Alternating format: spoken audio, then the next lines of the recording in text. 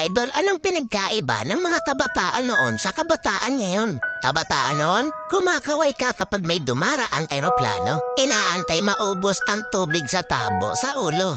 Ginagawang swimming pool ang tanggana ni nanay. Ginagawang braces ang foil ng choknat. Maliligo ka sa alilod ng bubong kapag umuulan. At kapag gabi naman, akala mo sinusundan ka ng buwan. Nagko-concert sa harap ng electric pan. Kabataan ngayon, ang problema ay pera at cellphone. Ang problema lang namin noon kung paano makatakas sa bahay para di matulog ng tanghali. Umati man kami sa palo, aminin natin mas maraming nire-respeto na magulang sa panahon noon kaysa ngayon. Mga kabataan ngayon, isang chat lang, may jowa na. Kami noon sa claims lang umaasa. Broken-hearted, papad friends ang resulta.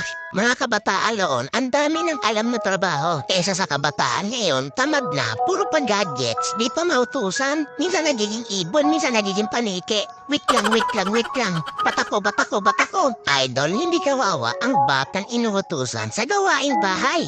Ang kawawa ay yung batang lumalaki na walang alam sa buhay. Yung nakaranas lang ang pupuso nito. Real talk yan.